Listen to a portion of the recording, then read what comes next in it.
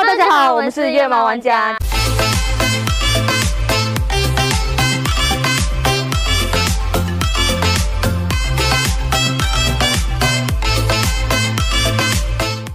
今天我们来到 FurryKids Safehaven， 这是一个流浪狗的收留所。这里呢，它有上百只、上千只的狗在里面。然后呢，我们是想到，就是如果你们要来到这里领养的话呢，你们可以过来这里领养，这样子。因为我们现在都是一直在提倡着领养代替购买这件事情，因为现在流浪狗实在是太多了，因为很多人弃养狗狗啊，所以我们现在是鼓励观众，鼓励你们想要养狗的爱狗人士，是用领养的方式来养狗狗。所以我们进去里面看一下里面是什么环境了 ，Let's go。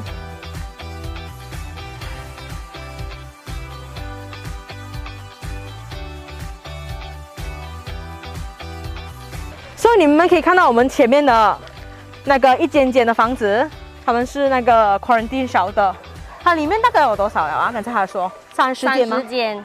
他们是把他们 quarantine 在这个地方，因为他们刚抓到来，他们就会在那边 quarantine， 很重要的这个东西。因为呢，你不知道那狗狗身上有什么 virus， 然后你不可能跟它一起全部集体的嘛，也是有 SOP 这样子的，需要quarantine一阵子才可以出来。所以这个他们还暂时在建着啦。OK， 这边呢是puppy shelter， 但是它的妈妈也会有陪同他们的，因为那些小奶狗呢是还没有断奶的，6个星期就可以拿来领养了。所以你们要领养的话呢，可以来到这里，它就可以给你领养了的。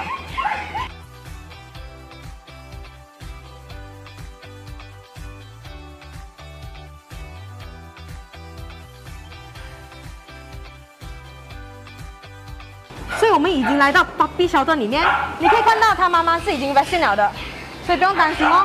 然后它的孩子呢是都几时出生啊，这样子啊，全部都在这边写得一清二楚的，全部都有记录。对，连人呢这种，还有连人，这些呢是已经是可以领养了的，就是可以领养的狗狗哦。所以我们现在去另外一个shelter ，Let's go。那边呢，我们得去到是听不到东西的咯，因为那边的狗狗会一直吠。因为那边的最重要的那狗狗都是之前被车撞过啊，然后它们有一些身体部位已经是残疾了的，所以我们先去看。这里就是刚刚跟你们讲到的，就是 AKU 的地方，安静苦让500的地方。这个 crane 这边，他们都是之前车祸过啊，然后不小心受伤了的。然后你可以看到他们的后腿是没有力的。那我们现在先访问一下我们的这里的负责人，让你们知道这里到底是做什么的。让我们来欢迎我们这里的 CEO Miss Karen。 Hi, my name is Kiran. I am currently the president of FurryKids Safehaven. We are the largest NGO/dog shelter in Negeri Sembilan. So here I'd like to introduce to you some of our committee members. This is Miss Liza. She's one of the founders and at the moment the vice president cum shelter manager of FurryKids Safehaven. Next to her is Miss Jiha. She is our external bookkeeper. And right at the end over there is Miss Satya. She's the secretary and also one of the co-founders of FurryKids Safehaven.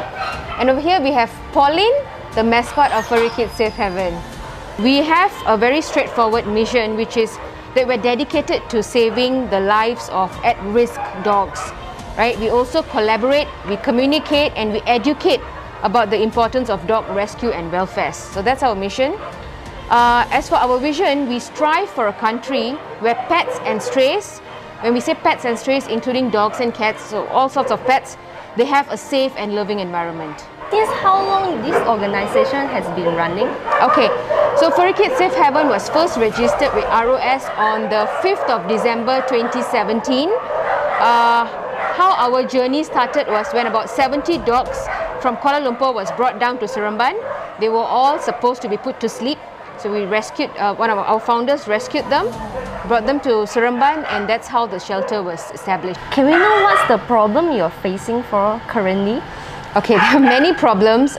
Certainly for us, not just for us, but for any shelters or any NGOs, the main problem is funding. Without money, there's nothing much that you can do. From our daily operations, food, costs, wages, allowances for the volunteers and workers, as well as medical expenses. All that requires money.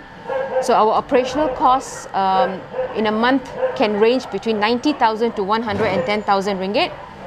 At the moment, we don't have any government allocations.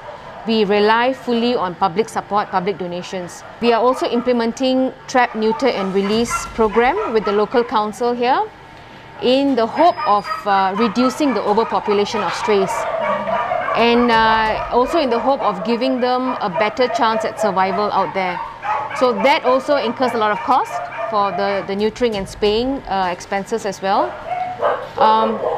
And due to MCO, we have seen a decrease in donations. As you know, many people were affected, and indirectly our NGO has also been implemented by that. So therefore we are always looking for ways to see how we can generate some income. We couldn't get volunteers in because of lockdown, and now things are looking to go back into the normal direction. So we are doing yard sales, we are doing virtual marathons to raise funds. We are quite aggressive to get our puppies adopted. So we are hoping to get the public support and more volunteers to come and help us on this. Can you share to us, are the puppies are all vaccinated before open for adoption? Yes, so we make it a priority to ensure that our puppies are vaccinated at least one time. Now that really depends on the age of the puppy. Anywhere between below 6 weeks old, it's not advisable to get them vaccinated. So we try and get them rehomed after the age of 6 weeks old. And every adopter will then get their vaccination record as well. Okay. Of course, we do have older puppies which are fully vaccinated, and all of our adult dogs are fully vaccinated as well. How much is the cost of the vaccine? Vaccination cost is quite minimal, 35 ringgit, but if you multiply it by the quantity of puppies we have, it's quite substantial. Can you share to us how to catch the rare dog? Okay, so I'll let Liza Sharif talk about that, because she is heading the Alpha team of 4 very strong, dedicated workers. So Liza, please explain about your schedule. Mostly we will start operation from 8 until 4. Means we got two zones. Means in Seremban, Bandara Seremban got 2 zones. Zone A and Zone B. Means Zone A is for the whole Seremban only. Zone B is Nilai. So means Monday, Wednesday and Friday I will be in the Zone A, means in Seremban. So then Tuesday, Thursday and Saturday I will be in Nilai, Zone B. 6 days a week we do operation for trapping the dog. Mostly minimum 10 dogs every day. Do you use any tools or techniques to catch the dogs? We use the humanly way. We use net. Oh, snap. That's the most humane way. Of course, we try to decrease the stress onto the dog, but some dogs are more wild than the others, so there's sometimes a lot of chasing involved. The Alpha team has to go into drains, you know, literally crawl into drains, run into the bushes, into the jungles. Is there any dog that you catch before is you cannot forgotten or very Most memorable one? most memorable? I think it's a Hero Boy. Oh, okay, Hero Boy. Hero Boy. The whole body full of TBT. We call it TBT. It's a tumor in dogs. So the dog's skin will break open, and then there will be wounds all over. It will be bleeding from everywhere. And I think one of our most expensive rescues was this one dog called Forest. She was actually hit by a car in Forest Heights. That's why her name is Forest. All her 4 legs were broken. So we didn't know what to do. You know, the vet told us that if you want to proceed to treat her, it's going to be a long road, long recovery, and a lot of costs, medical expenses involved.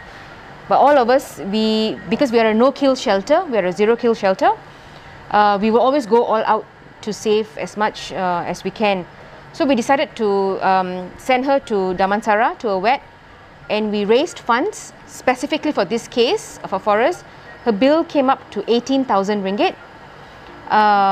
There was a long, extensive surgery done where plates were inserted in all 4 limbs so that she can walk again, because she was a fairly young dog, about 1 year old, so she was healthy otherwise. And then she slowly started to learn how to walk again.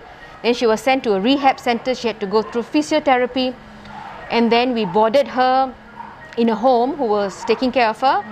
And it wasn't long after they fell in love with her and decided to adopt her.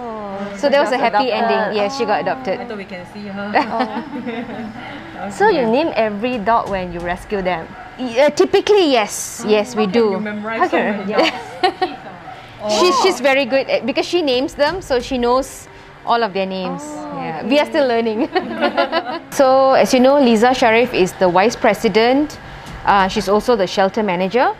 So, apart from her daily task of dog catching, at the end of the day, when she finishes at 4 or 5 p.m., she will come back to the shelter. She will ensure all the shelter operations are in check.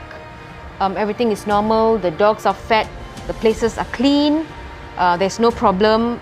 Medications are given to all the dogs. So that's her day-to-day operations. Jiha over here, she is one of our most important assets. She's the bookkeeper. So because we are an NGO, we are registered. We believe in transparency. So she ensures all of our documents are in place. Because we are also tax exempted NGO. So whenever we get donations, we hand out tax exemptions receipts. So for that purpose, we are also audited. So in order to qualify and ensure there are no setbacks in the audit, she will ensure that all the documents are recorded properly. There's a proper trail of incoming and outgoing. So she has the responsibility of doing accountant. that. Yes, accountant. And she also chases us, please submit your documents and all. Madam Satya here, like I said, she's a co-founder and she's been with Furry Kids from day one. She's currently the secretary, but she does so much more than a secretary. She does all the running around, submission to departments, whether it's government or private. She's also one of our advisors, I would say. Maybe I just want to share also, like we shared success stories of dog rescue, but not every rescue mission has a happy ending, right? Just now you asked about what are the challenges that we have. Apart from being bitten by dogs, that is one hazard, or you can call it occupational hazard, right? So for that, of course, we get our tetanus injections regularly. Our workers are also covered. But besides that, what I think a lot of people don't realize is the emotional trauma that all of us go through at some point when we are in this line. When we lose a dog that we worked so hard to rescue, when our dogs grow old and they die, when there's an outbreak of virus and we lose dogs, all that leaves a lot of emotional trauma for us. So for us, that is one of the struggles, a very unspoken struggle. We don't discuss it, we just wipe our tears and we move on. We move on to the next case. Like a few days ago, we got a call one dog was hit in Nilai. Coincidentally, I was in KL with another committee member, and it was in the evening, so no vets were open in Seremban. So we told the person to send the dog to a clinic in Puchong. We got there just in time before the vet wanted to put the dog to sleep, because the people who sent the dog there, they have no experience with dogs, and the vet said, I don't think this dog is going to make it. Even if she makes it, you know, it's 50-50. And it's a long recovery. So the vet advised them to euthanize the dog. But as soon as we got there, like I said, we are a no-kill shelter. We will still fight. Even if there's 10% chance, 5% chance, we will still fight for it. Because if we give up and say, let's euthanize, the guilt will always haunt us that we didn't try. So we told the vet not to put it to sleep. Said, please start treatment. The dog was given painkillers, IV antibiotics. Her organs were all out. She was hit by a car and she dragged herself for 500 meters. So the doctor did a wound dressing. They couldn't immediately operate on her, do the wound dressing. So said that, you know, in the morning we will see if she's stable, then we will start the surgery. We paid quite a big sum for deposit, you know, and then she was kept in the oxygen chamber. But the next morning, her breathing was not stable. And I think by 11 or 12 p.m., she passed away on her own. Of course, that was very heartbreaking. But one relief that we get is we tried. We tried till the end. You know, there will be no guilt. There's a lot of sadness. There's a lot of sorrow because we wish she would have survived. She left behind 8 puppies. which the following day Lisa picked up, and now they are safe in our shelter. Now they are here. Yes, they are here now. So the next best thing we can do for her, for that mama, is to ensure that the puppies are rehomed, they get adopted, and they are in a safe environment. Okay, we need to educate the public. So first thing is everyone should neuter their own pets. Second thing is they should neuter the strays in their area. By that we will be helping all the doggies lah. So if everybody cooperates, I think within 5 years we will have less strays on the streets. And I think in some countries you all would have heard, if the dog is neutered, they pay less for the license. If the dog is not neutered, they have to pay more for the license. So the government has to do their part. And also they should help the NGOs by allocating a certain sum every year. If they do that, it will be great. Then the public also will see the government is also helping. The public will also change their attitude. So like Miss Satya said about urging pet owners, urging people from neighborhood to neuter pets. Actually, we have implemented this community TNR project. We have quite successful ones in Sendayan, we have in Mambau, and we have in Seremban 3, where we educate the residents. Like you see now in Negeri Sembilan or in Seremban specifically, there are a lot of new residential areas coming up. When you see these new residential areas, most of the people there are young parents who has, I would say, good earnings. They are well educated, so it's easier to create awareness amongst them. So what we have started doing, not too long ago, we gave a talk to residents in Ainsdale, the new residential area, because they said they have a lot of strays there. They're not sure what to do, cats and dogs both. So we actually give them a talk and make them understand and aware of how important TNR is. And if you don't implement TNR, what the consequences will be. Now you have 5 dogs. Within 3-4 months, you will have maybe 10 more puppies. And then within 1 year or 2 years, you can have up to 2,000 dogs from that litters who are continuously reproducing. So we really urge all these communities to please come forward. We are more than willing to collaborate with you. We will help you catch the dogs with the help of Alpha team. We will send the dogs to the vet, but please bear the expenses. You see, so we really want people, be more mindful, open up your hearts. The dogs deserve to live and share Mother Earth with us. You know, unless there is disturbance from the dog, it's a very wild pack of dogs, disturbing residents, creating a ruckus, then yes, we will come in, we will intervene, and then we will relocate them elsewhere. But if the dogs are just there living their lives, eating food that is fed to them, let them be. So we really want the public to please be mindful of that. Okay, this is the end of the video for today. If you want to adopt a puppy or you want to make a donation, you can contact them. This is the contact below, and you can find them on the Facebook. Thank you so much for hearing our plight, for coming here and creating awareness. So to the public, we all urge you, please adopt. If you can't adopt, please foster. If you can't foster, please sponsor. And if you can't sponsor, please educate the public. We all can do our parts. We hope this video will reach as many people as possible. We've got so many cute puppies that are waiting for forever homes. Open up your hearts, open up your homes, give them a chance. They will love you unconditionally. Be the voice of the voiceless. Thank you very much.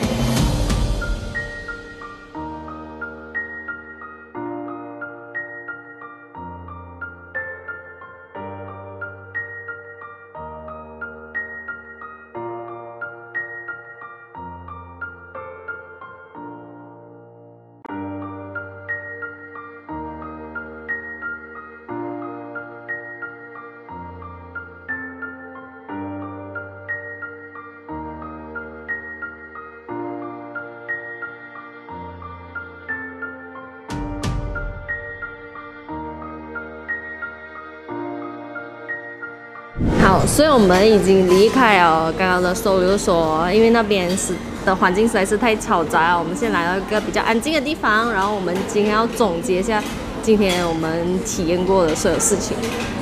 我感觉是蛮沉重啊，不过也很开心，是他们呢，是真的是尽全力的去救每一只狗，对不对？他也没有直接人道毁灭啊，要不然就是看到他们是要让他们，就是那些狗狗，他刚刚讲从 KL 那里啊，他们是要让他们安乐死了的，然后他们跟他救起来，对。President 是讲，就算他只有1%的存活率，他们也不会放弃他，只要他还活着。对啊，只要他还活着，就好像刚才他讲的，他们那个狗了已经是给车撞到，连内脏都已经拖出来了，器官都出来了。他自己，而且那只狗不知道他自己跑了一个500米的。哦，是哦。真的很 heartbreaking 哎，这个东西。对啊，医生就讲他已经是不能救了，可是他们还给 deposit 要去救这条狗。刚才你们可以看到，我们有拍到的一个就是那个他的石头的，你看到吗？其实呢，他们石头底下呢有40多只狗的那这个遗体，你知道吗？就是那时候水灾过后，他们的管理员是讲。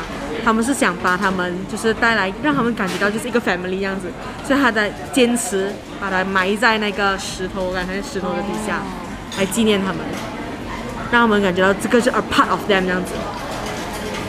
如果你是真的是有能力的话呢，你们可以到以下这里来捐款给他们。因为 FurryKids 现在真的是很需要大众的帮忙，他们那里有整2000多只狗狗，他们都是用自己的钱，虽然政府有补贴，可是真的是不够的，因为如果一旦狗生病的话，是需要很庞大的医药费用。对，刚才你都有听到吗？它的 vaccine 那边呢，就一只要35块，然后他们有这么多只狗。对啊，虽然35一只是不多，可是当你多的时候呢，狗狗多起来的话，那个费用就很大了。对呀，然后呢，而且每天都有抓新的狗回来，所以那也有费用。对，然后呢，结扎那一方面呢是150至190哦。所以，如果你们是真的有能力的话呢，可以到以下来捐款他们。今天影片已经结束啦，如果喜欢我们的话，记得订阅、分享，还有按赞哦。那我们下期再见，拜拜。还有记得最重要的一件事情就是领养代替购买。对，请让狗狗他们有多一次重生的机会哦。给他们多一个家。